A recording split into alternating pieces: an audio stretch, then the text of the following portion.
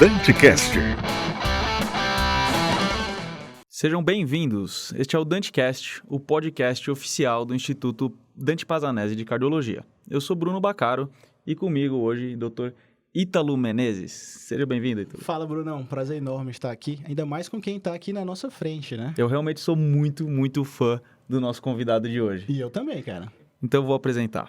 Nosso convidado de hoje, ele é médico pela Escola Paulista de Medicina, cardiologista pelo Instituto Dante Pazanese de Cardiologia, doutor pela Universidade de São Paulo, já realizou fellows internacionais nos Estados Unidos e na Holanda, foi presidente da SOCESP, trabalhou por 21 anos no Hospital HCOR, hoje está vinculado ao Laboratório Fleury, já orientou mais de 10 teses de doutorado e no Instituto Dante Pazanese é diretor do Serviço de Métodos Complementares de Imagem, enfoque em ressonância e tomografia, né? Doutor Ibrahim Macharelli Francisco Pinto, seja bem-vindo, obrigado por aceitar nosso convite. Obrigado, Bruno, Ítalo, eu sou fã de vocês, então é uma sociedade de admiração mútua e fã desse projeto de vocês. Acho que é um passo muito importante para o Dante, parabéns aos dois por estarem à frente disso. Muito obrigado. Ibrahim, você tem um pioneirismo enorme quanto à realização de métodos de imagem cardiológica e você é um cardiologista. Inclusive, os nossos investigadores mostraram que tem enfoque em emergência também. Como que isso aconteceu? Esclarece pra gente, porque a gente investigou e viu que o senhor fez fellow também em emergências cardiovasculares. Como começou essa história na imagem, essa transição, que o senhor até brinca, né? Que o senhor era médico e hoje... E hoje eu faço imagem. Larguei a medicina e vivo de imagem. É uma história interessante porque, em primeiro lugar, quando a gente é pioneiro, quer dizer que a gente é velho. Porque ninguém é pioneiro com 3 anos de idade. A gente só é pioneiro porque a gente estava vivo antes das coisas acontecerem. Segundo, que eu vim para o Dante fazer residência. Quando eu vim para o Dante fazer residência, minha turma foi a primeira a precisar fazer 1 ano de clínica médica antes. Então, ainda existia, quando eu cheguei aqui, a bolsa para aqui. E até hoje a gente chama de R4, né? R5, isso. O pessoal que na verdade é R5 e R6. Né? E o nosso chamado R1, na verdade, é um R3. Na minha época, a gente vinha para cá, fazia 1 ano de clínica, vinha para cá, então era um R2, mas era chamado de R1 desde então. Mas tinha uma bolsa da Fundap para 4 anos de residência. Quando a minha turma veio, essa bolsa acabou no 4º ano. Ela se estendia até o 3º ano de residência. Isso até hoje tem consequências. A gente sabe que no pessoal, muita gente faz residência, como na própria toma e ressonância, quem não é remunerado. Então, isso contando porque na emergência tinham 4 residentes no 3º ano, 4 residentes no 4º ano. Quando eu fui fazer a residência de emergência, tinha todo esse pessoal. O Dr. Eduardo chegou para mim uma vez e perguntou se eu tinha interesse em participar do ambulatório de angioplastia. Quem fazia ambulatório de angioplastia na época era o Fausto, hoje diretor do Dante Pazanese. Ele fazia ambulatório, ele junto e a doutora, eram só os dois, ele e a doutora Amanda faziam o ambulatório de angioplastia. E o Fausto já estava com a saída dele programada para os Estados Unidos. Ele foi fazer o fellow dele. E o Dr. Eduardo foi perguntar se eu não queria ficar fazendo aquele ambulatório enquanto o Fausto fazia a viagem. E eu tinha uma proposta de trabalho fora e aquilo se encaixava perfeitamente. A ideia qual era? Ficaria um tempo na emergência e um tempo no ambulatório. Então ficou bom. Bom, aí o Fausto foi. No que eu passei para o 3º ano de residência do Dante, para a residência de emergência, e assumi aquela posição no ambulatório de angioplastia, um amigo meu desistiu da residência no Dante e foi fazer marca-fellow de marca-passo no INCOR. Um outro colega simplesmente desistiu, o terceiro, que era um estrangeiro, o terceiro colega sofreu um acidente e voltou só em outubro. E a Fundap cortou a bolsa do 4º ano. Então acabou, de 8 pessoas, acabou ficando 1, que era eu. Então foi daí que eu desenvolvi essa ligação forte com algumas pessoas do Dante que tem até hoje, como o próprio Rui. O Gum na época estava fora. O Gum estava fazendo o estágio dele, fez um fellow comprido, muito bom fora, deve ter contato com vocês. Sim. Então durante essa minha época de residência eu quase não tive contato com o Gum, tive só quando ele voltou. Mas aí fiquei muito próximo do Rui, muito próximo de algumas pessoas que eram chefes de plantão, porque eu fazia ambulatório de angioplastia até meio-dia, mais ou menos. Não é como é hoje, que vai até o final da tarde. O volume era menor. Né? O volume era menor, né? A gente fazia uma reunião por dia, era a doutora Amanda, eu, e variavam um intervencionista ou outro para ver os filmes do dia seguinte e tal. Era uma coisa menor do que é hoje, nem se compara o volume. Por isso que dá para fazer. E à tarde ficava no serviço de emergência. Bom, no meio do caminho eu comecei a mexer com o computador. E aí eu gostava, sempre gostei de mexer com o computador, aprendi a programar em DBase e Basic e Pascal. E aí... Então o senhor é um nerd, né? Eu era um nerd, mas o nerd hoje é visto como um cara diferenciado. O nerd é positivo hoje. Hoje é positivo, na época não era. E eu era um nerd. Você já era um nerd. Eu era um nerd, mas não era muito positivo. Você não era exatamente um cara popular. Mas hoje a gente tá vendo aí. Hoje é um negócio... Se eu fosse nerd hoje, eu seria muito mais popular do que eu fui na época. Mas isso é verdade. E eu mexia com essas coisas, curtia, gostava demais. Minha grande motivação sempre foi visual. Então eu via filme de ficção científica, essas coisas que me inspiravam. Eu achava o máximo mexer naquilo. E nessa época chegou no Dante, o governo do estado de São Paulo fez um convênio com o governo da França e mandou alguns equipamentos para o Brasil. Alguns deles vieram parar no Dante, entre eles uma máquina de angiografia digital. Que você precisava, para medir a artéria, quando encomendar a máquina, fazer algumas linhas de comando em Pascal. Aí alguém me viu programando e falou, até aquele cara ali, de óculos meio esquisito, que mexe com esse negócio. Vamos ver se ele sabe fazer. Óbvio que eu não sabia fazer. Você fazer programação simples, né? Folhas de pagamento, levantamento de dados. A gente começou com esse levantamento na angioplastia que chama Angiocor. O primeiro banco de dados a gente começou a fazer, mas eram coisas em termos de programação simples. Aí o doutor Eduardo, dessas coincidências da vida, né? O mão divina, ele foi para um evento nos Estados Unidos e conheceu o Mancini. John Mancini era o sujeito que era era um vice-diretor do serviço de cardiologia da Universidade de Michigan, que mexia com essa parte da angiografia digital. Ele falou, tem um cara que vai para lá, que está querendo mexer com isso. Posso mandar para aí? Pode. Ele pegou, falou comigo, eu não tinha recurso. Aí a importância do governo investir na ciência, né? Tinha uma bolsa do CNPq na época. Essa bolsa do CNPq era legal porque ela, inclusive, era aberta para quem não tinha doutorado. A gente escreveu o projeto. E era uma coisa bem feita, porque na volta a gente teve que escrever o trabalho, publicar o trabalho. Era uma coisa bem feitinha. Não era assim, toma o dinheiro e vai. Não. Se vira lá e você faz tinha o que obrigação quiser, de né? voltar para o Brasil. Você tinha que ficar pelo menos 2 anos no Brasil, mesmo que você tivesse proposta para ir para fora. E eu acho que é o certo, porque, afinal de contas, o dinheiro vem do governo, o povo brasileiro pagou. Exatamente. Ao Brasil, a expertise é um investimento, né? É um investimento que todo mundo faz, né? E que ninguém perguntou para o sujeito andando de ônibus agora se ele queria que eu fosse para Michigan ou não, né? Isso era um problema meu, não era Claro dele. que todo mundo quer ir, né? Lógico, assim. mas será que todo mundo aceita pagar? Então, se todo mundo souber que quem vai voltar e vai trazer para cá parte do que aprendeu fora, aí as pessoas se dispõem a aprender. E eu, sem querer dar um viés muito político na conversa, sempre achei que a gente precisa investir em ciência e pesquisa. Porque é o único jeito de um país ser autônomo. Não é um papo nem de direita nem de esquerda, mas é um papo de patriota, assim. Se o país quer ser autônomo e soberano, você tem que produzir conhecimento você. Vocês dois mexem com doente grave todo dia. Não é que... Quantos a gente vê que não encaixa na diretriz, não encaixa no trabalho? Maioria, né? A Se maioria, a gente for ver, né? muito fato. A gente tem condições de produzir aqui para um paciente que é nosso, que não é um paciente que tem lá fora. nossa realidade. Da né? nossa realidade. Então, eu achava esse projeto CNPq muito interessante. Aí eu fui, fiquei em Michigan. Quando cheguei em Michigan, o cara, o Mancini, que é outra pessoa que me influenciou demais, foi muito importante na minha formação, ele virou para mim e falou, olha, tudo que você faz, o mouse vai fazer. A gente estava começando a mexer com o mouse. Esse equipamento, quando saiu da França e veio para cá, ele veio sem mouse. Aí falou, o mouse vai fazer. E mostrou para mim o protótipo que eles estavam trabalhando. Falou, olha, tá vendo? Você pode botar um clique aqui vai fazer tudo. Eu falei, o que eu faço? Pego as malas e volto para São Paulo. Ele falou, não, vocês têm tomografia? Olha que coisa engraçada. A gente é pré-histórico mesmo, eu não pareço velho, eu sou velho. Vocês têm tomografia em São Paulo? Tomografia tem. Eu falei, tem um hospital que tem, que era o Einstein. Em ressonância, eu falei, nunca ouvi falar. Sei nem o que é isso. Não sei nem o que é isso. Aí ele falou, essas coisas vão chegar na cardiologia. Puxa, isso em 1987 o cara falou isso. Ele era realmente um visionário. Um cara muito inteligente. Era 7, 8 anos mais velho que eu só, já era vice-diretor do programa. Aí ele chegou e falou, então vamos aprender processamento digital de imagem. Só que eu peguei essa época em que a tecnologia começou a progredir rapidamente. Aí eu fiquei quase 1 ano em Michigan, depois passei uns meses na Holanda, voltei para São Paulo. Quando eu fiquei na Holanda, meu estágio na Holanda foi com engenheiros, não foi com médicos. Já foi que aí ele mudou tudo que a gente tinha programado. E eu voltei para São Paulo. Quando eu voltei para São Paulo, o HCOR, que na época todo mundo chamava de Hospital do Coração, comprou equipamentos, né? Comprou ressonância, comprou tomografia. E comprou de uma empresa... Pode falar o nome? Pode. Comprou da General Electric. E o pessoal, eles perguntaram para a GE, é o Hospital do Coração. Isso aí faz coração? Olha, a tomografia não, mas a ressonância faz. Precisa de alguém para fazer isso aí. Falaram com o Dr. Adib. O doutor Adib comentou com o doutor Eduardo, você conhece alguém que faz ressonância de coração? Porque eles tinham um grupo de radiologistas e tal para fazer as outras coisas. Falou, não sei, mas tem um cara que está chegando aí de viagem agora e ele mexe com o computador. Parece que ele me falou alguma coisa disso. Ele virou e falou, você sabe fazer ressonância? Eu achei que o doutor Eduardo estava brincando. Eu falei, estudei isso aí. Ele falou, então vai chegar essa máquina no Hospital do Coração.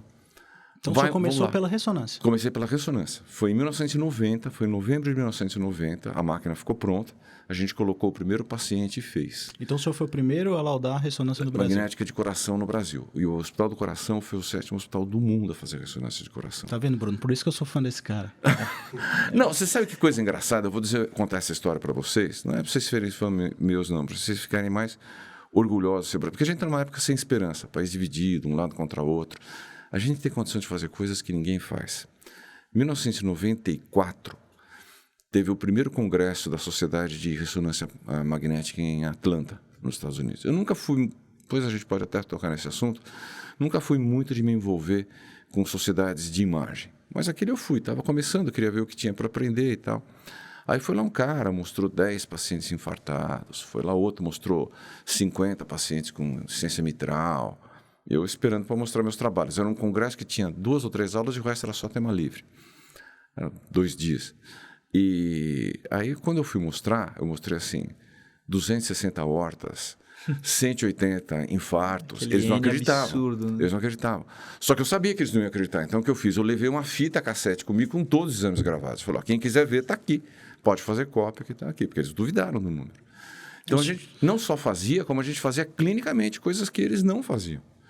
E a gente aprendeu a fazer aqui. O Brasil tem muito potencial. Muito, muito. O senhor contou uma vez pra gente, numa conversa de corredor nós três, né, que o senhor fazia a imagem e ia pro centro cirúrgico conferir o resultado. Exatamente.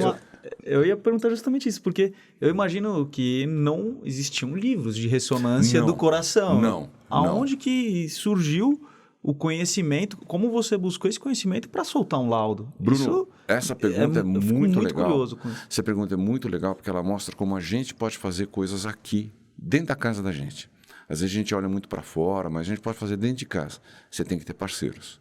Então, uma pessoa assim, fundamental, já contei o nome de algumas pessoas que foram fundamentais na minha vida. Uma delas, o doutor Eduardo. E a outra, o doutor Adib. O doutor Adib tinha tudo para me odiar, porque assim, eu estava começando com um método, a gente fazia exame dos pacientes de madrugada, o sujeito ia operar no dia seguinte, já não estava pagando, a gente tirava o paciente do quarto, porque o hospital tinha que sustentar. Como é que ele sustentava o equipamento de ressonância? Do jeito que sustenta até hoje, joelhos, quadris, crânio, né? Para o sistema nervoso central, ressonância é quase que parte do exame, eu digo brincando, né? Que exame físico de neurologia hoje, aliás, a consulta de neurologia é anamnese e ressonância, porque mostra tudo para eles, né? Tem coisas maravilhosas que eles fazem em cérebro. E ressonância de coração era um apêndice. Então, no começo, por uns 2, 3 anos, 70%, 80% dos casos que a gente fazia eram não remunerados. Eram casos que chamavam de interesse científico, com o apoio enorme do Dr. Eduardo e do Dr. Adib. Então, muitas vezes, o que a gente fazia? Eu pedia para eles fazer a ressonância, aí fazia a ressonância de madrugada, porque de lá o paciente já ia para o centro cirúrgico.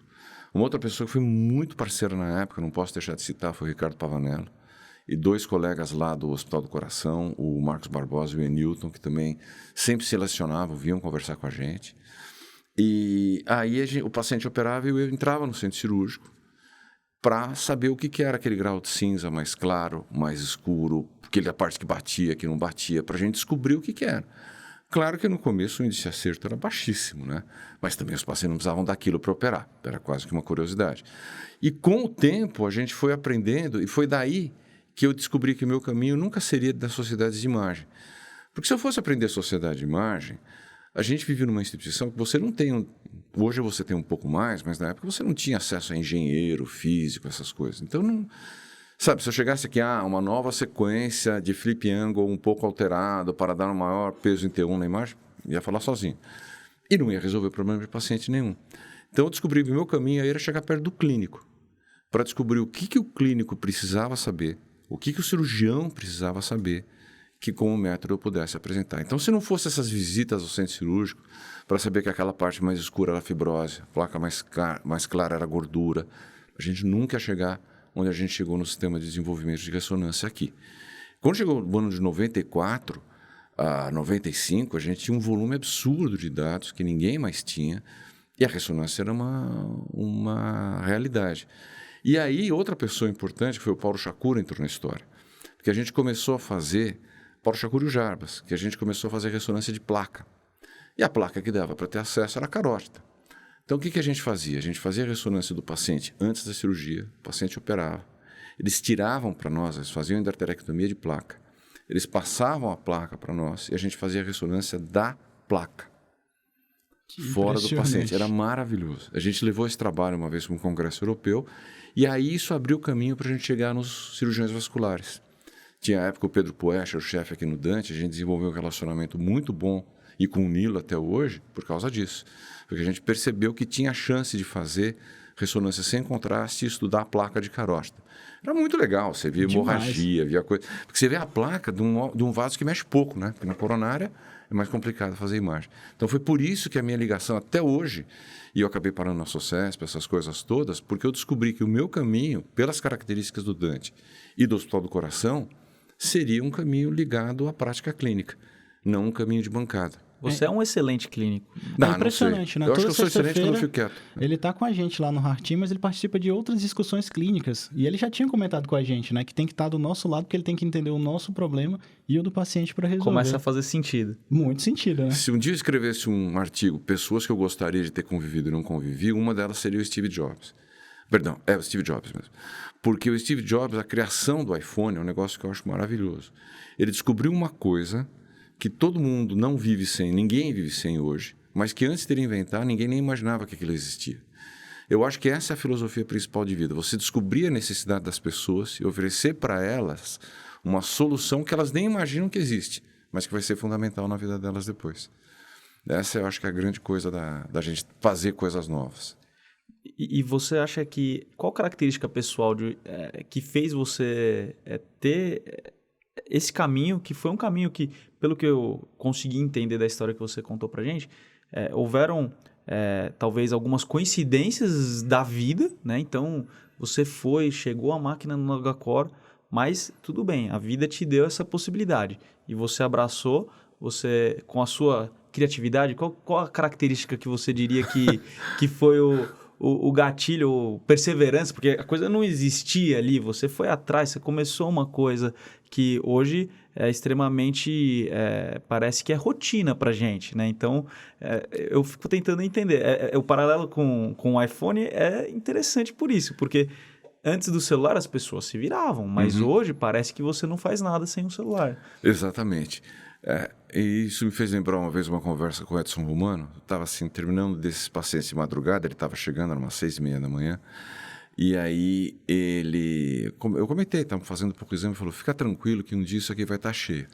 Passou uns 6 anos, estava realmente cheio de ressonância de coração, eu falei, ele tinha razão, né? Às vezes as coisas acontecem na vida e a gente não sabe como. Eu sou uma pessoa muito religiosa, eu acredito muito nas coisas boas vindas de Deus, mas eu não acho que isso vem do céu. Eu acho que vontade é uma coisa muito humana. Eu não acredito. Se Deus quiser, é uma expressão. Para mim não é um fato. Eu acho que vontade quer dizer que você tem uma necessidade. Eu não imagino Deus com necessidade. Imagino que você buscar a inspiração divina é uma coisa legal, que existe. E se eu tiver que achar alguma qualidade em mim, eu não consigo achar muitas. Eu sofro de um problema de autoestima enorme. É impressionante. Eu vejo mesmo. Mas eu acho que isso ajuda, por exemplo. O fato de não esperar muito de mim. Então, eu estou mais aberto para errar. Se eu erro, se eu começo alguma coisa que não dá certo, eu já meio que esperava que não desse certo. Né? Se eu baixo as expectativas. Eu baixo a expectativa. Eu tenho uma expectativa muito baixa em relação a coisas que eu começo a fazer. Se elas dão certo no futuro, eu não acho que foi por minha causa, mas fico feliz que elas deram certo. E se elas deram errado, era onde eu já esperava que elas terminassem mesmo. Acontece, paciência. Acontece. Segundo, eu cresci na década de 60, né? E foi um mundo em que você tinha 2 opções. Ou você achava que a bomba ia cair na sua cabeça a cada minuto, ou você tinha esperança de que a bomba ia cair, mas algumas pessoas iam sobreviver e a gente ia chegar em algum lugar. E eu cresci ingenuamente, talvez, nesse segundo grupo. Então, eu sempre tive muita esperança de que a vida amanhã vai ser melhor que a de hoje. Não para mim, para todo mundo. E aí eu sempre fui atrás de coisas novas. Eu gosto muito de estudar o passado, de falar de história, mas o olhar da gente tem que estar voltado para amanhã. né? Tem uma figura, acho que era o Martin Heidegger, aquele filósofo alemão que usava, da árvore, né? Que você tem que ter as raízes fixas no passado, o tronco voltado no presente e a copa aberta para o que vem de cima, para o futuro. É mais ou menos assim que eu acho que a gente tem que ser. E que a gente tem que fazer as coisas procurando melhorar a vida de todo mundo. E levar essas coisas para as pessoas, né? Que foi, inclusive, depois o que me levou um pouco para as sociedades médicas, assim, querer levar um pouco de qualidade para a vida também da população. É uma história mais complicada. Falando em sociedade médica, o senhor foi presidente da SOCESP, não é Foi. isso? Conta um pouquinho dessa experiência. Contra a SOCESP, tá? Conta um pouquinho pra gente como foi, quando foi. Então, foi por causa disso. Minha primeira participação na SOCESP foi quando a doutora Amanda foi diretora de publicações. Se não me falha a memória, foi em 92, 93, que eu acho que ela foi presidente em 94, acho. Ou, se não foi isso, ela foi presidente em 96 e 94 ela foi. E ela criou, a SOCESP tinha um órgão de informativo antes que chamava Atualização Cardiológica. E como eu gostava muito de mexer com função ventricular, ela pediu para eu escrever um artigo para o último número do Atualização Cardiológica, porque ela criou a revista da SOCESP. Ela transformou a Atualização Cardiológica em revista da SOCESP quando ela foi diretora de publicações. E ela começou a fazer resumos em inglês. E ela pediu para duas pessoas ajudarem com revisão de artigo. O Luiz Fernando Tanajura, hoje diretor da intervenção, e eu. O Luiz Fernando fazia a revisão dos artigos e ele fala um português muito bom, ele fazia a revisão do português e ela pedia para eu ajudar com os resumos em inglês, né?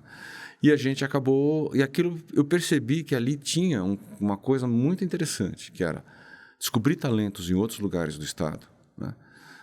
E isso é uma coisa muito legal do Dante. Eu estava aumentando isso ontem com os residentes lá da Toma e Ressonância. Eu sinto falta, às vezes, da gente ter contato mais com aluno de faculdade. Eu acho que o aluno na graduação é uma matéria-prima preciosa. Mas, por outro lado, não ter aqui no Dante tem uma coisa maravilhosa, que ninguém é de dentro. Todo mundo é de fora. Então, vocês podem ver que posturas xenofóbicas aqui quase não existem. Não existe mesmo, tá? Não existem mesmo. Só o Bruno, que às vezes quando eu volto do Piauí, ele não entende o que eu falo. Eu falo pra ele, pô, fala direito, né? Mas ele tá mais pra bullying do que pra xenofobia. Bullying. E aí, a gente começou a descobrir que, pela revista da SOCESP, a gente conseguiria descobrir talentos dentro do estado de São Paulo. Falei, isso é legal, aumentar. Eu sempre gostei de network. Sempre achei que...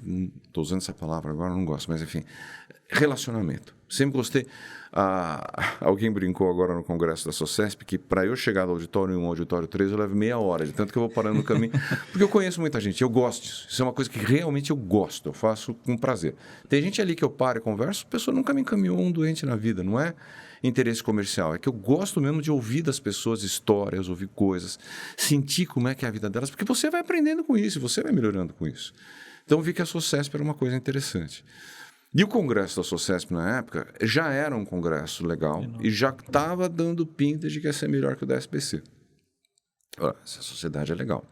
E comecei a frequentar um pouquinho os congressos, eventos. Aí, em 1999, o Chagas, que ia assumir a presidência da SOCESP, chamou e falou, você não quer você ser o diretor de publicações? Eu achei um negócio maravilhoso. Em 99, eu estava com 16 anos de formado, moço ainda. Isso é bom para quem está vendo saber que os velhos um dia foram moços. E que ia ser legal porque ia entrar pelo cargo pelo qual eu tinha chegado na SOCESP via a doutora Amanda, que era a diretora de publicações na época. Eu falei, quero. Aí a gente acabou se empenhando e a diretoria da SOCESP, desde sempre, tem uma característica que permanece até hoje. Você tem um cargo que você ocupa mais formalmente funções daquele cargo, mas as decisões todas são tomadas em colegiado. Então, qualquer cargo que você ocupe, você aprende a lidar com as coisas da sociedade.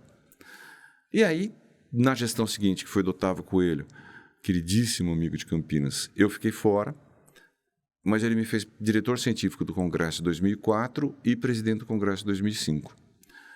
Aí eu voltei, aí fui ocupando diferentes cargos, né? E aí chegou uma hora, existia uma coisa que hoje parece estar acabando um pouco, que era um rodízio entre algumas instituições, aí chegou a hora do Dante.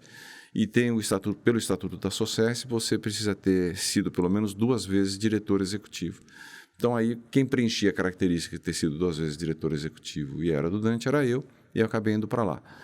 E foi assim, foi muito interessante, porque desde que eu saí da residência, foram os 2 anos da minha vida que eu menos ganhei dinheiro. Porque é muito tempo que você dedica para a sociedade. Você acaba dedicando e... Muito, muito. E você não tem Aquilo tempo... não traz um retorno financeiro. Nenhum. É bom que as pessoas saibam disso. E aí eu fiz ainda algumas coisas, porque na gestão anterior eu tinha sido tesoureiro. E eu fiz umas coisas que não... talvez pareçam desnecessárias, mas que são importantes. Eu proibi, por exemplo, o presidente da SOCESP de participar de simpósios satélites. Porque eu participar de simpósios satélites é uma coisa, eu sou um indivíduo. O presidente da SOCESP participar de simpósios satélites é outra. É como se todo cardiologista do estado de São Paulo estivesse dando aval para ele falar bem, para ele participar com a companhia A, B, C ou D. É totalmente diferente. Então a gente ganhava pouco dinheiro mesmo. Mas eu consegui fazer o grande... Porque a minha grande frustração foi fazer só a imagem. Eu gostaria muito de ter tido mais participação. Por isso que quando eu vou nas reuniões, eu já falei isso para vocês, eu faço mais bem para mim do que para vocês, porque eu me sinto mais médico. Viver só com a imagem é gostoso, mas eu sinto falta daquela parte de tomar decisão clínica, acompanhar o paciente, ver essas coisas. Isso é fundamental para o médico, né? Aqui no Dante, uma das coisas muito legais de ficar no Dante é isso, que a gente na imagem participa dessas coisas e pode participar dos diferentes times que tem hoje. Então, na SOCESP, foi muito gratificante por isso. Porque a gente desenvolveu projetos de educação populacional, a gente fez parcerias. Na verdade, uma delas a gente continuou com o governo do estado, de fazer educação voltada para a unidade básica de saúde.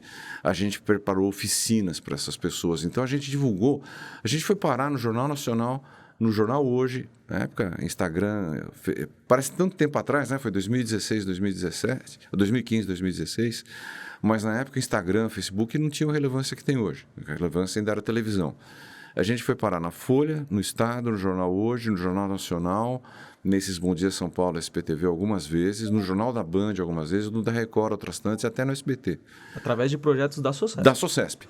A gente nunca levou coisas que a gente tivesse pagado para eles ou viu o assessor de imprensa fosse chapa do diretor, porque tem muito disso, né? Às vezes o pessoal, pagou. Não pagou. Às vezes o assessor de imprensa dele é muito amigo do sujeito que é diretor de redação, né? O diretor do jornal e tal. Mas por coisas que a gente fazia. E o Congresso da SOCESP 2017 foi o maior da história, até aquela época. E a gente conseguiu colocar o Jornal Nacional lá dentro. Entraram 3 minutos de matéria do Jornal Nacional lá dentro. E, inclusive, a gente fez o projeto, a gente bancou o projeto do Aguinaldo, que vai virar tese aqui, que ele vai defender aqui na casa, né? O mês que vem, o Aguinaldo Piscopo, que foi de ensinar a massagem cardíaca com as garrafas PETs. E fazer o SOCESP vai à escola, né? Até tem uma história interessantíssima, você vê como a gente tem muito talento perdido no Brasil.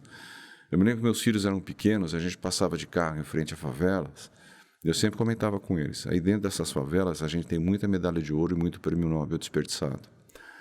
E tem uma história fantástica, a gente fez um concurso do melhor boneco, e a gente conseguiu patrocínio para comprar um iPad, um mini iPad para criança. Isso é criança em escola pública. Aí uma criança do Grajaú fez um boneco. Aquela menina fez um negócio que era, assim, parecia um ser humano. Um boneco extremamente bem feito, com capricho. Ela e a mãe fez. Aí a gente falou para ela, tá muito bonito. Foi por unanimidade a escolha. Uma menininha. Ela estava no 6º ano do ensino básico. Aí, que era do 6º ano para cima que a gente fazia, né? Aí a gente perguntou para ela, né, se ela tinha alguma coisa além, a gente foi entregar o iPad, alguma coisa. Então, teve 2 pedidos que ela fez para nós. Olha o que é o nosso país. Isso aqui do lado da gente. Essa história até me emociona um pouco. Ela pediu para a gente levar o iPad dentro de uma caixa que ninguém percebesse que fosse um iPad. Porque ela tinha certeza que se as pessoas soubessem que ela ia ser assaltada e podia até sofrer uma violência. E aí ela pediu para nós que ela queria muito conhecer um lugar que ela tinha ouvido falar muito, mas que era muito longe e muito distante para ela. Você imagina, né? A cabeça de uma criança, assim, será que é? Pelo menos na praia, Avenida Paulista. Nossa. Aquela família nunca tinha ido até a Avenida Paulista. Eles moram aqui na cidade de São Paulo. O pai trabalhava como servente e eles nunca tinham chegado na Avenida Paulista. E quando botaram essa menina no carro e mostraram a Avenida Paulista para ela, a família inteira chorava e segurava a mão um do outro. E aí você percebe que é um país de muita heterogeneidade, né? E isso você faz ao SOCESP, um mês depois de você ter chegado do American College, onde você voou, ficou no hotel. Uma discrepância enorme. Discrepância enorme. Não tem como a gente não olhar para isso e não entender. De novo, não sou comunista. Comunismo foi Acho que ninguém nunca foi comunista, né? Dizem que nem o Karl Marx era comunista, né? Mas não sei se é verdade ou não. Mas acho que ninguém nunca foi comunista. Mas a gente tem que ter um olhar humano para essas pessoas, né? A gente tem que abrir oportunidades. Tem que saber tratar os diferentes de maneira... diferente. Para que termine igual. Bruno, isso é fundamental. Se fala tanto de meritocracia, como é que você pode falar de meritocracia quando uma criança, na mesma cidade, nunca conheceu a Avenida Paulista e outra não para de esquiar em Aspen todo ano? Então, são coisas que a gente tem que abrir oportunidade. E aquela menina tinha um talento enorme. Ela tinha, pelo talento que ela mostrou ali, ela podia ser uma artista plástica renomada, né? Agora, no último congresso da SOCESP, terminou semana passada, quando a gente estiver gravando, quando a gente está gravando, foi semana passada, a gente entrevistou o filho do Cândido Portinari, né? E aí a gente estava falando da geração do pai dele. Onde foi que a gente desceu do bonde, né? Porque era Villa-Lobos, Carlos Drummond de Andrade, o Portinari. Você começa a falar nomes e ele começou a elencar o nome das pessoas que iam jantar na casa dele. Pô, isso aqui é uma enciclopédia, né?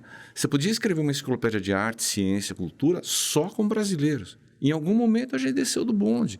Isso não é nos últimos 2, 3 anos. Isso são coisas que vêm acontecendo há muito tempo. A gente parou de olhar para a possibilidade das pessoas crescerem. Você pega o próprio Cândido Portinari. O cara nasceu numa cidadezinha do interior do estado de São Paulo, que até hoje é pequena, que é Brodowski, né? Até hoje é uma cidade pequena. E o cara saiu de lá e virou o pintor que virou. Tem um painel na ONU. O painel dele da ONU foi capa da Lancet, né? Guerra e Paz foi capa da Lancet. O cara nasceu no interior de São Paulo. Quanta gente não tem, de todos os estados do Brasil, histórias e talentos incríveis, né? E eu acho que a gente acaba perdendo muitos talentos. Muito. Eu imagino que você possa já ter recusado e tomado decisões difíceis, inclusive. Quantas vezes você já não teve a oportunidade de sair do Brasil para fazer o que você faz? Pois é, não era nem para eu ter voltado. Então, já começa aí, né? Já começa aí. O Mancini, no final do estágio, ele convidou para ficar, né? Foi a decisão, até hoje, a mais difícil que eu tomei, porque eu gostei de... A Universidade de Michigan, não é Harvard, é verdade, mas ela fica numa cidadezinha chamada Ann Arbor, na época tinha 46 mil habitantes, dos quais 40 mil eram ligados à universidade. O menino que fazia, o estudante de medicina que trabalhava com a gente 2 vezes por semana no laboratório de pesquisa, ele dirigia o ônibus para batalhar um dinheiro, ele dirigia o ônibus que me levava para casa. Então, eu até brincava com eles. Eu gosto muito de Ann Arbor porque é pertinho dos Estados Unidos. Nem parecia. Era uma cidadezinha maravilhosa, todo mundo se conhecia, custo de vida baixo. Naquela época, né, que a nossa inflação era galopante, era uma loucura, o custo de vida era baixo para nós que morávamos em São Paulo. Imagine, né? Para eles lá. Mas, apesar disso tudo, não tinha o compromisso com o CNPq de ficar e tinha esse sonho de construir alguma coisa aqui. Diferente, né? Aqui, né? Diferente aqui. Trazer para cá essas coisas que eles faziam lá. Pelo menos, se não todos os métodos, né? A cultura. Essa cultura de dar oportunidade, de aceitar o que vem de fora. Porque o americano cresceu muito assim também, né? O americano cresceu muito aberto porque vem de fora. A maior parte dos prêmios Nobel que foram dados para americano foram dados para imigrantes ou filhos de imigrantes que trabalham nos Estados Unidos. Então, essa questão de você se fechar ao que vem de fora é muito perigosa. Né? E quando você não olha para o lado de fora, você não precisa olhar nem com admiração, nem com inveja, você precisa de um olhar curioso. O que eles fazem de bom que eu posso replicar? O que eles fazem que eu não vou replicar? O que eles fazem de ruim que eu tenho que evitar? Né? Serve até para instituições. Essa é uma das coisas legais do Congresso. Você vai no Congresso, você vai olhar o que os outros fazem, você vai ver um colega da Unicamp que apresentou um trabalho interessante. O filho do meu amigo Otávio Coelho, o Otávio Coelho Filho, ele também faz imagem e ele tem uma carreira que está ficando muito parecida com a minha, mas eu espero que a dele tenha mais sucesso. Ele está indo muito bem, ele é muito voltado para a clínica e muito voltado também para a imagem. Ele acabou de publicar um trabalho em que eles mensuraram o volume da célula de Chagas dos pacientes chagásicos a partir da medida do espaço do T1 pela ressonância. Ele conseguiu fazer isso na Unicamp. Então, você olha para ele e você fala assim, puxa, esse é um trabalho maravilhoso. O que eu posso fazer igual? Pioneiro, né? Pioneiro. O que eu posso fazer igual? Consigo fazer o que ele fez? Não. Porque a gente não trabalha numa universidade que vai ter um departamento de patologia tão bom quanto o que ele tem lá. Mas eu consigo usar o T1 para dar uma resposta clínica que vai ensinar um caminho fisiopatológico. Então, isso você traz para cá e aplica aqui. Né? Todo mundo só usava para ver o espaço extracelular. Ele falou, vamos fazer o inverso. Vamos pegar o volume, ver o que é volume extracelular, o resto é miócito, tem uma ideia do volume do miócito, comparou pelos estudos de anatomia patológica, é isso aí, tá certo. Então, você primeiro aplaude, fica feliz que alguém fez uma coisa legal. Segundo, vê o que você pode trazer para cá daquilo ou não. E terceiro, não tem inveja, né? O Dr. Adib sempre dizia que ele tinha aprendido com o Dante Pazzanese que o homem só é verdadeiramente livre quando ele vence a vaidade e a inveja. Até aí é fácil, mas o legal é que eles definiam o que era cada um. Falava que a vaidade é o que faz você se incomodar com o que os outros pensam de você. E inveja é que faz você se incomodar com o sucesso dos outros. Essa frase eu acho maravilhosa. Eu tive uma conversa muito legal com o Dr. Adib também. O Dr. Adib, depois principalmente da tomografia, que a gente começou a fazer tomografia no ano 2000, 18 de abril do ano 2000, ele começou a passar todo dia antes de ir embora, ele passava lá na toma e a gente ficava trocando ideias, né? Era um indivíduo maravilhoso, espetacular, né? E com ideias, uma visão de mundo maravilhosa. E essa frase dele me impactou muito, né? Então, porque ele definiu o que é inveja e o que é... E se a gente parar para pensar, de vez em quando todos nós temos, né? Tem aquele cara que está na outra instituição, faz uma coisa parecida com você, é humano. Você tem que aprender a dominar isso para você ser livre. E aí você consegue voar, né? Isso é coisa interessante. Quando eu vou dividir isso com o Ítalo, porque eu tenho certeza que ele compartilha disso que eu estou falando. As pessoas não sabem, mas o Dr. Ibrahim participa do nosso Heart Team toda sexta-feira, participa de outras reuniões clínicas aqui do Instituto Mioca Imagem, com a doutora Edileide, do setor de miocárdio. E ele tem uma maneira de apresentar as informações. A gente olha... Né, eu sempre olho querendo aprender, né, de verdade, porque a gente sabe que o senhor é uma pessoa de sucesso profissional, Obrigado. Com certeza. E ele sempre se coloca com muita humildade. Primeiro ponto, eu já observei, sempre se coloca com muita humildade, mas quando vai falar, fala com uma convicção e com uma clareza que, mesmo você não sabendo exatamente o que ele sabe, você passa a entender perfeitamente. Então, isso com certeza é uma maneira que você tem de vender no bom sentido, né? De conseguir convencer as outras pessoas. E o bom médico, ele precisa convencer as pessoas. Não importa você ser um gênio. Se você senta na frente de um paciente e você não consegue transformar todo aquele raciocínio que você fez numa conduta que ele siga. Não adianta você colocar na receita e ele não fazer nada. Muito então, bom, Bruno. Eu consigo, primeiro, dizer que o senhor é um excelente médico, um excelente clínico, pelos comentários que ele dá. Sim, com certeza. Ajuda sempre, né? Ajuda sempre. Mas, como que você desenvolveu isso? Isso é uma coisa natural sua ou você identificou que isso seria importante na sua carreira e foi modulando isso devagarinho, foi fazendo uma autocrítica em relação à sua maneira de apresentar ou se postar? Como que isso aconteceu? Isso foi um trabalho ou foi natural? Foi um pouco dos dois. Começou na escola. Minha geração... Eu sou um cara que vem de uma origem humilde. Sim, quando eu era pequeno, a gente foi quase que da última família a ter televisão e tal. Mas meus pais sempre me passaram muito essa coisa de lutar e de ter convicção no que faz. Então, vem dos meus pais essa coisa de você só falar o que você acredita. Se você não tem nada bom para falar, o silêncio é eloquente, como diz a doutora Amanda. Então, mantenha-se quieto se você não tem nada para falar. Mas quando você vai falar, fale daquilo que você acredita e seja honesto. As pessoas percebem quando você está sendo honesto, quando você não está. O seu jeito, por mais habilidoso que seja o mentiroso, o jeito de olhar, aquela tremidinha de pálpebra, algum sinal ele te passa que ele não acredita naquilo que ele está te falando.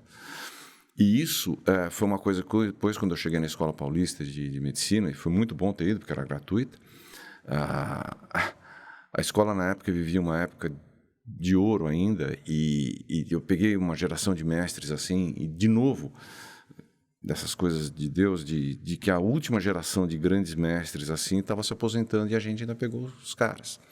Então eram aqueles médicos de consultório, aqueles médicos que passavam horas com os doentes. E a gente acompanhava muito no bastidor o processo de tomada de decisão. Tinha aquela coisa de passar a visita à beira do leito, que até hoje eu acho meio cruel, né? Você bota 12 pessoas em volta do paciente. Vocês acham que o tumor é maligno ou benigno? Não é maligno, já deve ter tido. Aí o sujeito ali ouvindo, hoje em dia com o Google na mão, ele, né, não dá. Tem que pôr grátis, senão a pessoa vai se matar. Mas não era essa parte eu nunca gostei. Eu acho que a gente tem que pensar as coisas em voz baixa e depois falar em voz alta. Mas tinha o processo de tomada de decisão nas reuniões das salas do chamado conforto médico. Então, a gente passava visita e alguns mestres, os que mais me impressionaram, levavam, entre eles, 2 cirurgiões cardíacos tiveram uma importância enorme na minha vida, o professor Enio Búfalo e o professor Constabile Galucci. O professor Enio era um cara, assim, maravilhoso. Tem uma história de vida também incrível e ensinava muito isso para a gente, de esse respeito, essa dedicação ao paciente. E vocês já perceberam que tem muito cirurgião na minha história, que eu pensei em ser cirurgião. Pensei em ser cirurgião uma época. Ainda bem que o senhor não fez isso. Pois é, você sabe que foi engraçado? Eu não fui porque eu achei que... Eu vou contar a história porque eu não fui, porque é interessante. Mas, enfim, aí eu aprendi a tomada de decisão que eles faziam na sala de conforto médico. Passava a visita, ia para a sala, sentava todo mundo ali, e ali se ponderavam as coisas. E você voltava e informava a decisão, ou para o paciente, ou principalmente para o médico na época, né, daquilo que você acreditava. Então, você só passa a credibilidade quando você acredita e chegou na conclusão e se questionando. Isso é um exercício que a gente tem que fazer diariamente. Eu brinco com os meus residentes que se eles me vissem dando laudo, eles me internavam e desistiam de fazer a imagem. Quando eu estou dando laudo, eu começo assim, essa placa é uma placa de 60%, na DA, tranquilo. Não, mas e se não for? Se não for, e se essa placa tiver mais? Se aquilo que eu estou vendo ali for um trombinho, esse paciente morreu, vai ter um infarto, a culpa vai ser minha, o resto da vida eu vou me lembrar desse erro que eu fiz esse cara. Não, essa placa é mais grave. Eu olho, mas também se eu mandar para o CAT, se eu mandar para o CAT, ele vai ter uma outra reação. E eu fico me questionando muito, é um pouco exagerado, eu concordo, mas eu fico me questionando muito antes de emitir o laudo. Mas quando eu dou o laudo e quando eu passo aquilo para as pessoas, é porque eu acredito naquilo que eu estou falando. E isso também eu percebi, dando aula, que algumas pessoas, as pessoas que melhor davam aula, eram as pessoas que faziam. O Leandro Carnal, sei que tem gente que gosta, gente que não gosta, mas ele escreveu um artigo que um amigo meu, Augusto Macedo, compartilhou comigo, de didática. E ele dizia que o segredo da aula, e eu acho que isso é a mesma coisa para quando você participa de reuniões e para médico, é quando você se preocupa menos em mostrar que você sabe e mais em fazer com que as pessoas aprendam. Isso é verdade, né? E as pessoas vão aprender como? Quando você explicar para elas aquilo que elas não sabem do jeito que elas conseguem entender. Não é todo mundo que sentou em frente a artigo de ressonância e ficou lendo o que é T1, o que é T2. Então, né, você tem que explicar para a pessoa o que é que você está vendo.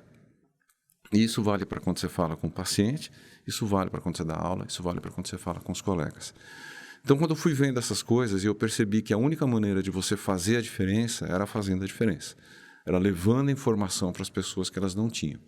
Então, é uma coisa um pouco herdada dos pais, um pouco pela admiração que eu tinha por esses mestres na escola. E eu tive aula de anatomia com o professor Prates. E o professor Prates, a gente terminava a aula de anatomia teórica, quase que não precisava da prática. Porque ele explicava de um jeito as coisas que você conseguia visualizar aquele osso, aquele músculo, aquela coisa que ele estava falando. E aí eu percebi que essas coisas eram verdades, que você tem que saber explicar de uma maneira que o outro entenda, e aí a comunicação se estabelece, e aí você mostra um caminho que pode ser interessante. Nas reuniões clínicas, você sempre tenta trazer ali o achado da imagem. Como você ouviu a história, você viu a passagem clínica, quantas e quantas vezes você não dá uma opinião? Pô, acho que isso aqui pode justificar. Exatamente. Então, eu consigo entender, Ibrahim, que essa vontade de ensinar que você tem acaba te tornando uma pessoa que demonstra o conhecimento fácil. Obrigado. Né? Então, isso convence a gente, né? Então, por isso que quando a gente falou que a gente ia entrevistar hoje uma pessoa que a gente admira, que a gente é fã, é verdade. Eu brinco às vezes assim, ó, o Ibrahim vai falar, né? Ó o gabarito vai falar. Exato. Quem é o gabarito, hein, Bruno? Quem é o gabarito? Não. Então, e claro, a gente sabe que todo mundo pode errar ou não, a gente entende as limitações do ser humano, mas realmente quando você junta experiência, você junta boa vontade, você junta realmente um pensamento em fazer a diferença para o paciente, acho que isso é mais ou menos a combinação, são os ingredientes. Você falou uma coisa importante que é legal a gente destacar, que é principalmente para o jovem. O jovem, às vezes, quer ser o cara que vai descrever o rabdomiossarcoma do papilar da tricúspide na 13ª válvula. não é isso que faz a diferença. O que faz a diferença é exatamente isso que você falou, é estabelecer um relacionamento lógico, causal, depois de questionar. Você tem que questionar se aquela conclusão que você está chegando está certa. É isso, é isso. Então, como é que chegou daqui a aqui? Bom, esse paciente chegou nisso porque a válvula dele está realmente insuficiente, o átrio foi dilatando, isso aqui provocou essas fibroses que eu estou vendo no átrio que deram a fibrilação atrial. Ok, então foi isso. Então, o problema dele é a insuficiência mitral, vamos tratar. Mas não querer adivinhar, não é ser diferente por ser diferente. Às vezes a gente é diferente mostrando o óbvio. Né? O óbvio é uma coisa forte, mas que nem sempre as pessoas percebem. Então isso é muito importante. Doutor Ibrahim, queria perguntar também da vida pessoal. Soube que o senhor gosta de futebol americano, né? Ou jogou? Como é que é? Muito. Joguei uma vez. Joguei. Olha, eu diria para você que se tem uma coisa que eu tenho o mesmo grau de qualidade em tudo que eu faço é esporte. Eu sou seguramente o pior atleta que já pôs os pés nessa terra. Eu sou um horror. É uma coisa muito engraçada, porque eu sou apaixonado por esporte, mas sou um horror como atleta. Até hoje eu treino musculação, porque eu acho que é a única coisa que eu não sou o pior fazendo. O resto, eu sou um horror. Joguei futebol americano naquela época em Michigan e aprendi que você pode cair e se machucar. É verdade. Quando ele disse... Se machucou muito lá? Machuquei bastante. Nada de sério, mas machuquei bastante. Mas eu comecei a gostar de futebol americano vendo o seriado na década de 60 e 70. Porque ele é um jogo... Parece um jogo só bruto, mas ele é muito cerebral, né? Sim. O quarterback tem que ser um cara muito inteligente para fazer aquela tomada. Isso é uma coisa decisão legal rápida, né? Decisão rápida, sob pressão. E sob pressão quer dizer 30 muita pressão, né? O senhor jogava de quarterback? Não. Na época eu não era tão lento, eles tentaram me fazer um running back, mas não deu certo. Não deu certo. Não deu certo. Musculação, futebol americano? Musculação eu gosto demais, faço quase todo dia. Atualmente eu estou mais preocupado em força do que em tamanho. Eu nunca fui muito chegado em hipertrofia, porque não gosto das coisas muito aparentes. Eu gosto dessas coisas para mim. Acompanho muito o nosso futebol, né? Mas não é corintiano não, né? Rapaz, o meu time atualmente a gente pode até falar que torce para ele. Eu sou palmeirense. É Já passou aí. por fase. Tá vendo, Bruno? Por isso, Já cara. passou por fase. Sabia que ia ter problema. Não, mas eu já passei. Mas veja, todo mundo passa. Tudo é fácil, né? Eu já passei por fase como palmeirense que eu dizia assim, eu não levo a mal, mas eu sou palmeirense. Mas agora está enchendo a boca para falar. Agora a gente mas eu sou daquele palmeirense exatamente como o palmeirense raiz é. Aquele que você só comemora o campeonato uma semana depois do time ter ganhado, se ninguém entrou com recurso e a taça já está lá. Pessimismo. Gosto muito de basquete também, Fórmula 1. Que legal. Consegue conciliar bem com a família, viagens? Consigo. Há alguns anos da minha vida, eu tenho 2 filhos. Meu filho mais velho é médico, ele é urologista. Não quis ser cardiologista? Não quis ser cardiologista, mas meu filho nasceu cirurgião. Legal. Meu filho é absolutamente disciplinado, ele faz as coisas com ordem, ele tem um task list na cabeça dele que ele vai ticando e curte aquela história de fazer cirurgia, da rotina da cirurgia. Ele ama aquilo, é impressionante. Ele fica horas no centro cirúrgico, ele está feliz. E minha filha é designer de moda.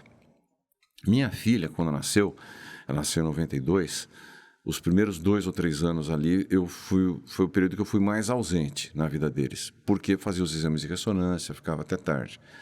Mas eu tenho um orgulho na minha vida, de todos os aniversários, festinhas e tudo. Eu só perdi uma festa do livro deles. De resto, eu sempre sacrifiquei. E digo mais, abri mão de alguns cargos na vida, porque na época ia me tomar muito tempo para ficar com a família.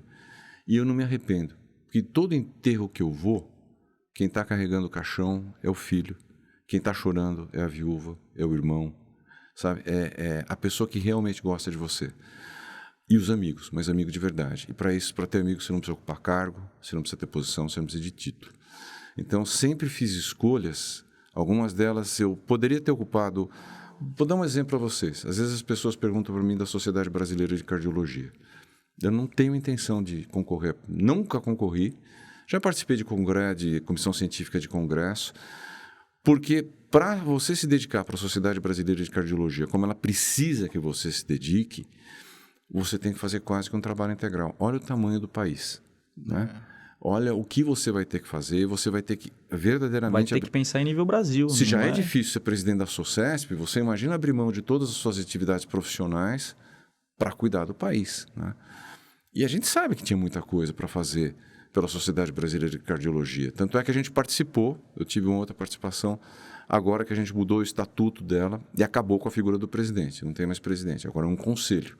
até para fazer duas coisas que a gente achou importante. A primeira, acabar com a decisão tão personalista. Não pode ser personalista, tem que ser um projeto de cardiologia. E a segunda, fazer com que as decisões se perpetuassem. Porque, às vezes, o problema da SBC é que vira grupo político. Então, quando entra o partido A, destrói o que o partido B fez, constata que quando entrar o partido C, vai destruir os dois anteriores que fizeram. Então, a gente mudou, virou um conselho, não tem mais a figura do presidente, o sujeito é presidente do conselho por 1 ano. Isso é mais legal também porque a pessoa, por exemplo, do Piauí, quem ele votar para ser representante dele, um dia vai ser presidente da SBC, porque vai do conselho, vai ser. Então, a pessoa fica mais próxima da decisão e o projeto continua, porque é o projeto de um grupo, não de um indivíduo. Então, mas com a família sempre foi minha prioridade. Se você não tiver, Ítalo, um lugar, não importa, não importa a orientação de gênero, não estou dizendo que, né? Nenhum tipo de preconceito, felizmente, é uma coisa que eu consegui vencer. Se você não tiver alguém te esperando quando você volta para casa para recuperar as energias, você nunca vai ser o profissional que você pode ser. Perfeito, muito bom. Então, Ibrahim, vou aproveitar essa oportunidade para tirar uma dúvida técnica, tá, Bruno? Posso? Só uma? Pode, Você claro. me deixa? Deixa. Perder uma oportunidade dessa? Não pode. E ao meio de algumas controvérsias, só uma. Angiotoma e assintomático, angiotoma de coronárias assintomático. Excelente pergunta. Excelente pergunta. Olha, a mudança de linguagem corporal. Se tem uma coisa que é interessante vocês estudarem, é a linguagem corporal. Quando a pessoa dá essa ajeitadinha na cadeira... Que ela vai brigar agora. Vai brigar, Bruno. Prepara. Não, ela se entusiasma. Não sei como é que vai. Eu acho um negócio, Ítalo, que é possível que a gente chegue lá. Eu acho que já tem um grupo que faz todo sentido. Primeiro eu vou falar para você do score de cálcio. O score de cálcio hoje está virando quase que uma coisa religiosa na medicina. Tem gente que acredita e gente que não acredita. Só para interromper um senhor um pouquinho. Claro. Tem um fórum, né, Bruno, sobre score de cálcio. Só lembrando, pessoal, dos nossos fóruns, tem um fórum sensacional sobre score de cálcio. Foi muito legal, né? Foi em março. Mas desculpa ter interrompido o senhor. Prazer. Pode interromper sempre. O score de cálcio, eu acho que ele tem papel, sim. Mas não é exatamente o papel que as pessoas dizem. Eu falei disso agora na SOCESP e coloquei para as pessoas que estavam assistindo a seguinte situação clínica. Homem, 72 anos, diabético, hipertenso, com antecedente familiar. Score de cálcio 0. Eu tenho casos assim. Alguém vai deixar de tratar esse paciente com estatina ou deixar de tratar o diabetes porque o score de cálcio é 0? Ele já é muito alto risco. Os trabalhos que fizeram você tratar... Já estratificou o risco. Então, para que pediu o score de cálcio nesse homem? O outro grupo, aquele que você tem dúvida, é um paciente, puxa, ele tem 45, 50 anos, o colesterol está no limite, não tem história familiar, mas é estressado, de vez em quando é hipertenso. Será que eu dou tratamento específico para ele ou não? Aí sim eu acho que o score de cálcio vale a pena. E a angiotoma? Se esse paciente tiver antecedente de risco muito pesado, tipo uma história familiar muito pesada, a família deu pai, mãe infartado, os irmãos já tiveram revascularização, já teve morte súbita. Hoje, eu não acho incabível você pedir isso. E o Miami Heart, que foi publicado recentemente em 2022, mostrou isso. Né? Tudo bem, eram 600, 800 pacientes. Mas eles tinham 16% de pacientes com cálcio 0 que tinham placas não calcificadas, dos quais 5% eram placas graves. Né? Então, você tem 5% de placas graves numa população assintomática e não calcificada. E um subestudo do Scott Hart mostrou que o maior preditor independente de eventos adversos, tudo bem, aquele Scott Hart ainda era com pacientes sintomáticos, era o volume de placas não calcificadas. Então, nós estamos chegando numa fase em que não para todos, mas que nós vamos ter alguns assintomáticos com perfil de risco maior, que eu acho que vai ser totalmente justificável você fazer angiotoma. E vou te falar um negócio, eu sou sintomático, eu já fiz 2. Porque essa é a nossa ânsia, né? O clínico, ele quer estar um passo na frente, ele não quer esperar que as coisas aconteçam para depois... ele vai anginar... Você tem que entender a perspectiva futura e tentar, obviamente, pegar toda a bagagem científica que você tem e conseguir extrapolar com responsabilidade o conhecimento que você... a experiência. As pessoas estão falando hoje de você baixar colesterol para 24, né? O LDL para 24, 20. O grau de dificuldade... Vocês são médicos e ótimos médicos. Vocês são jovens, mas são ótimos médicos. E vivem muito do lado do paciente. O grau de dificuldade para você chegar em 70 já é um absurdo. É um absurdo. Em 50, você tem que praticamente acompanhar o sujeito, morar dentro da sua casa para você fazer aquela pessoa chegar nisso. Imagine chegar a 20. Se você tem um índice para discriminar quem precisa chegar lá e quem você pode tolerar os 50, 70, isso é muito melhor para todo mundo. Então, eu acho que nós vamos chegar no momento de ter esse subgrupo. E, claro, a gente já faz isso na prática. E, felizmente, a maior parte dos casos... Você sabe que Fleury, como você comentou, é um serviço externo. E o serviço externo tem muito exame normal. Mas os exames de coração são os que menos têm taxa de normalidade. Nós somos o grupo que menos escreve a palavra normal no final do laudo. Quase todo mundo tem cálcio, quase todo mundo tem uma plaquinha não calcificada. E a gente vê fazendo diferença. Eu tive um caso ontem que veio fazer a segunda angiotoma. Era um homem de 76 anos, médico, score de cálcio 0, uma placa de 60% na origem da coronária direita. Esse homem virou e falou, não, eu sou médico, eu vou botar meu colesterol em 20. 4 anos atrás, ele já falava em 20. Ele é endocrinologista. Eu vou botar meu colesterol em 20, vou mudar de estilo de vida e venho fazer o controle daqui a 4 anos. E foi o que ele fez. Ele não chegou nem perto de cateterismo. Eu não vou fazer cateterismo, eu vou conseguir mudar isso aqui. Eu sou assintomático. E ele, 4 anos depois, veio fazer a tomografia de controle ontem. O score de cálcio, que era 0, passou para 20. E a placa, que era uma placa moderada, passou a uma placa discreta, calcificada. Então, acontece. E você vai mudar histórias de pessoas como ele. Eu sou fã de estatina, viu, Ibrahim? Eu também. Eu também. Não queria falar aqui, pessoal, a minha opinião, mas eu gosto do... Eu gosto muito. Com certeza. Eu gosto muito do tratamento clínico. Muito. E eu acho que a doença coronariana, ela tem uma fisiopatologia muito complexa. E às vezes a gente quer simplificar demais. Perfeito. Em ruptura de uma placa. Mas a síndrome coronariana, ela é um espectro de uma doença que ela pode ter fisiopatologias muito diferentes. Então, a estatina acaba agindo muito bem em vários cenários. Olha, você colocou uma coisa muito bem colocada. A estatina age, a gente não sabe exatamente por que ela é benéfica, mas ela é benéfica. Não é só o LDL. Não é só o LDL, porque a placa não é formada só pelo colesterol, né? Vários caminhos te levam a formar a placa de ateroma. Tem muita teoria embasada já, né, do efeito pleotrópico e tudo mais. É claro que a gente vê o efeito mais direto, né? Que é a gente vai arrumar uma explicação para aquilo que a gente vê, né? Exato. E, olha, a gente está chegando mais ou menos na nossa reta final. Eu não queria deixar de agradecer e dizer o quanto foi uma honra para nós aqui ter essa oportunidade de te entrevistar. Realmente você é uma pessoa que muitos de nós, eu digo a categoria de base aqui do Dante Pazanelli, a gente tem como um espelho e também a gente tem hoje os residentes, tem alunos de faculdade que sentam ali no Hartim e ficam impressionados com a sabedoria, a maneira de apresentar que você tem. Então, eu queria agradecer, você faz muita diferença aqui para o Instituto Dante Pazanese. Eu queria que você deixasse uma mensagem final e também falasse para a gente a perspectiva que você vê para o futuro da cardiologia. É uma pena que a gente está chegando na reta final. Mas vai ter parte 2, parte 3. Vai ter que ter. Vai ter infinitas partes. Bom, primeiro que quando vocês quiserem eu volto. Eu sou muito fã de vocês dois mesmo. Eu acho que vocês não representam uma categoria de base comum. Vocês representam, assim... Pelé chegando na seleção brasileira de novo. É uma resposta, Para quem não sabe o que é Pelé, ele era melhor que o Neymar. São mesmo. Eu acho que vocês são duas pessoas de extremo talento. A dedicação que vocês têm a tudo que vocês fazem aqui no Dante. Sexta-feira, toda sexta-feira, tá lá com tudo que o mundo de fora chama para fazer. Vocês vão, vocês arrumam aquela reunião, montam. Esse negócio é absolutamente fantástico. Eu respeito muito. E vocês, sendo jovens, têm um conhecimento médico absolutamente extraordinário. Eu acho que a mensagem que eu deixaria é o seguinte, para as pessoas acreditarem que elas podem fazer. A gente é muito hoje a pensar... Algumas coisas são ditas e não são verdades. Todo mundo é substituível. Não é, não. Você pode arrumar alguém que faça a função daquela pessoa, mas muita gente deixa uma marca que nunca vai ser alcançada. E qualquer um de nós pode ser essa pessoa. Você não precisa... Eu fico olhando para mim, como eu contei com vocês, eu tenho dificuldade de achar coisas boas em mim. Mas se tem uma coisa que eu tive, é persistência e levar paulada, né? A gente leva paulada, cai. Vou usar um filósofo muito erudito, se vocês não entenderem o nome dele, eu repito, o Rock.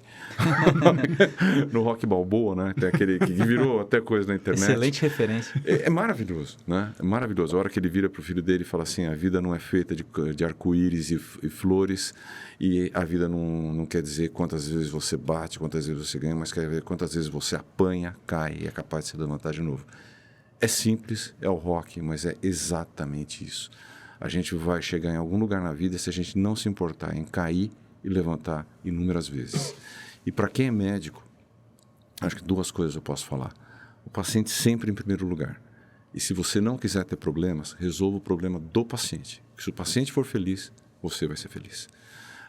Tanto do ponto de vista altruísta, como do ponto de vista prático. Que se o paciente estiver feliz, ele não vai ficar chateado com você, vai falar seu nome para outras pessoas, vai mandar outras pessoas te procurarem.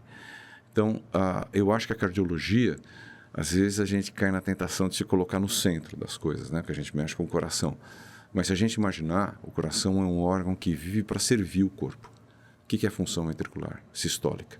É a capacidade do coração preencher as necessidades metabólicas do organismo em repouso e em esforço. Eu acho que a gente, como cardiologista, vai se dar muito bem quando a gente fizer assim. Quando a gente viver para atender as necessidades das pessoas, dos pacientes e dos colegas. Então, essa troca de informação é que mantém a gente vivo e faz da gente útil. Uma das outras coisas que o Dr. Adib nunca disse, mas que eu aprendi com ele, era que se você quiser realmente ocupar um papel de destaque, você tem que servir. Você tem que fazer coisas pelos outros. Aí você vai acabar fazendo alguma coisa de útil da sua vida.